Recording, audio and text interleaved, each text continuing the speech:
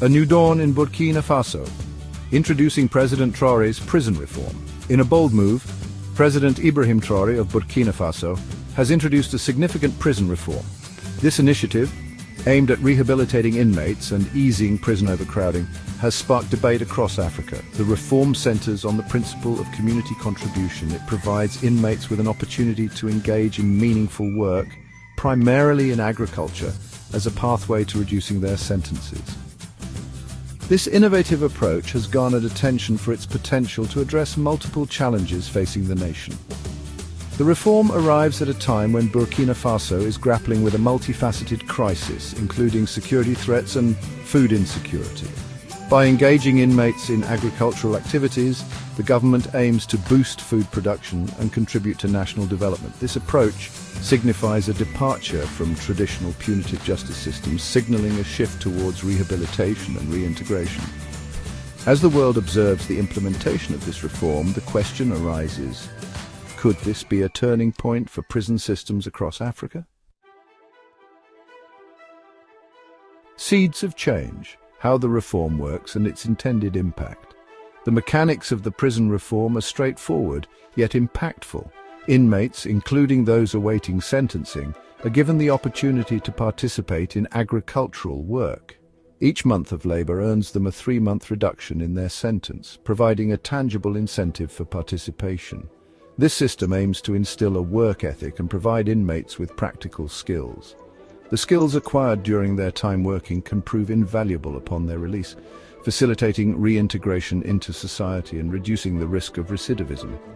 The reform's objectives extend beyond individual rehabilitation. By increasing agricultural activity, the government seeks to bolster food security within Burkina Faso. The country has faced significant challenges in food production due to various factors, including climate change and internal conflict. Involving inmates in agricultural work can contribute to alleviating these challenges. This approach not only addresses the immediate needs of the prison population, but also contributes to the long-term well-being of the nation as a whole. Ubuntu in action, reflecting African values in rehabilitation. Central to the reform is the concept of Ubuntu, a Nguni Bantu term encapsulating the interconnectedness of humanity. Ubuntu emphasizes community, compassion, and restorative justice.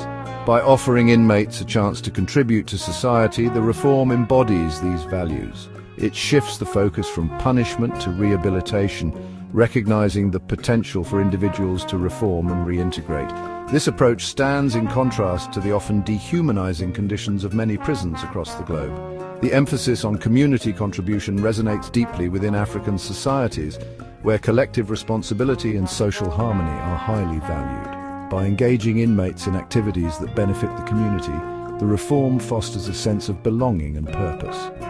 This approach aims to break down the stigma associated with imprisonment and facilitate a smoother transition back into society upon release.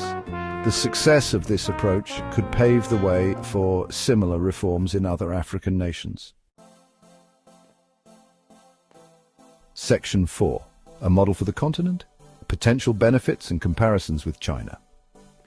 The potential benefits of Burkina Faso's prison reform are numerous. Firstly, equipping inmates with marketable skills can empower them to become productive members of society upon release. This not only reduces the likelihood of recidivism, but also contributes to economic growth. Secondly, increased agricultural output can enhance food security, addressing a pressing concern in many parts of Africa. Thirdly, by reducing prison overcrowding, the reform can alleviate the strain on resources and improve living conditions for inmates. Comparisons have been drawn between Burkina Faso's approach and China's use of prison labor. While both systems involve inmates in work programs, key differences exist. China's system has faced criticism for exploitative practices and a lack of focus on rehabilitation. In contrast, Burkina Faso's reform emphasizes voluntary participation, sentence reduction as an incentive, and skills development for reintegration. The success of Burkina Faso's model hinges on ensuring fair labor practices and genuine opportunities for rehabilitation. Section 5. The road ahead. Shaping the future of prison reform in Africa. Burkina Faso's prison reform stands as a potential model for other African nations seeking to reform their criminal justice systems. The initiative's focus on rehabilitation, community reintegration, and contribution aligns with the values and needs of many African societies. However, replicating this model requires careful consideration of each country's unique context. Factors such as legal frameworks, economic realities, and societal attitudes towards punishment and rehabilitation must be taken into account. The long-term success of Burkina Faso's prison reform will depend on several factors. These include sustained government commitment, adequate resource allocation, and effective monitoring mechanisms to prevent exploitation.